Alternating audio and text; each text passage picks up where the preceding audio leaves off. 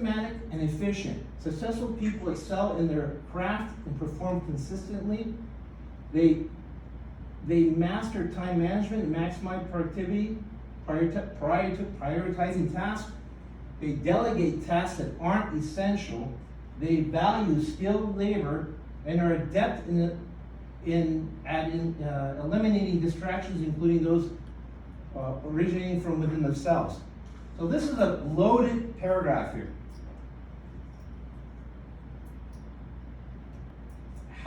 Time management is one of the most difficult things, and we'll get into that, but systematically and efficient. So here we see and perform consistently. You gotta perform on the spot all the time.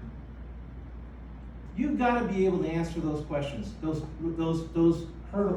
objections. You have to be able to answer that. And how do you do that?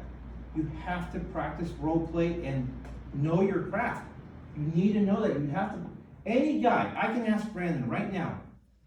I can drop him at any appointment, and he's going to handle it.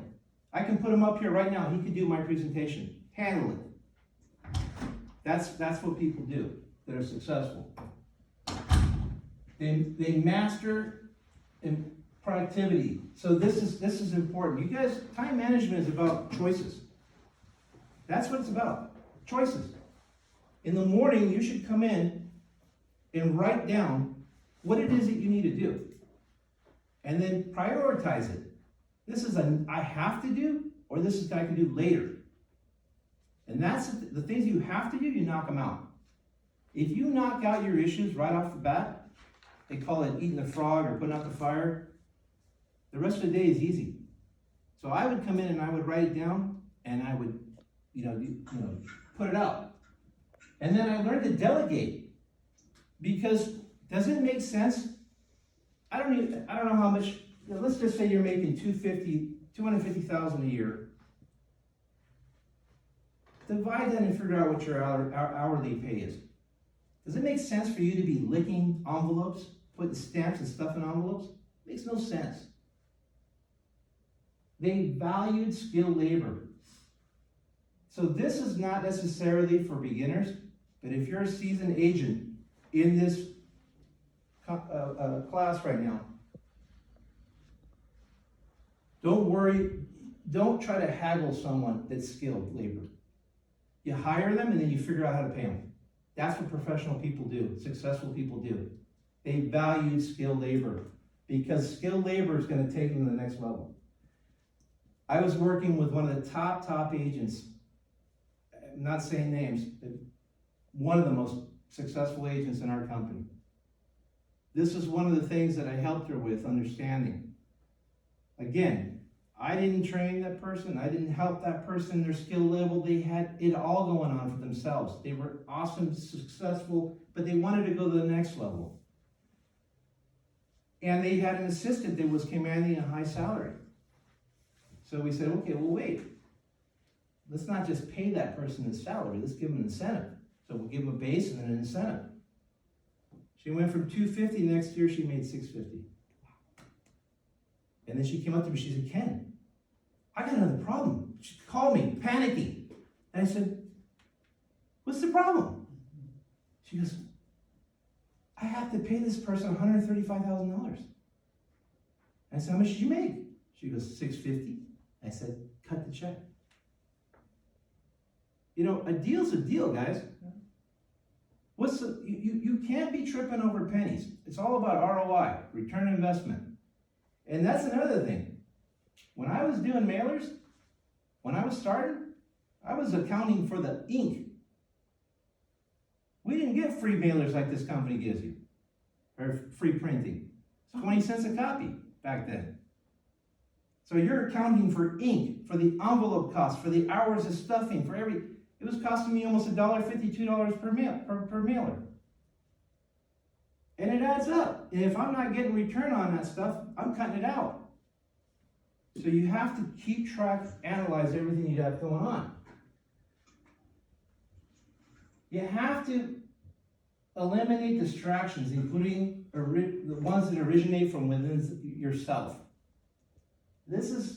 Sometimes your biggest enemy is yourself. That was happening to me. I was doubting myself in a new career I took on, and Brandon was coaching me through it. Honestly, I'm being transparent here.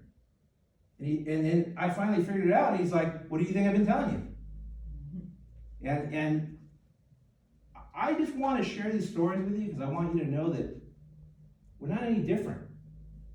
So if I could do it, you could do it. And we all struggle with the same things. Goal-oriented. They set clear, attainable goals, crafting a roadmap for their actions, making consistent progress towards their objectives. Here's the thing that I have a difference of opinion. A lot of times, when I came into the business, they'd say, make up a goal, put down $1 million, and then go for whatever you can get. I don't like fantasy land. I don't operate that way. I am not that way. I want to know this is the goal, and I need it to be achievable. So that's why I would do baby steps. I would put down a goal that I wanted to hit, but I needed to know how to get there. I needed a roadmap of how to get there. So when I did that goal, I would do baby step goals that added up that later would equate to that. So for example, those of you who've taken my open house class multiple times, like Jesse, the $100,000 class, open house class, is not hard to do $100,000 in one open house to get that kind of business. Very easy. Juan and I we just double-sided my $2 million listing. Saturday, completely dead. I did it with Jesse and a lender. There was 3 people in there. How do you think that felt for me to have to go on Sunday when it was a beautiful day, the birds are chirping, and my kids are playing, to have to go to work again to a dead spot where I'm just going to sit on a sofa, waiting for people?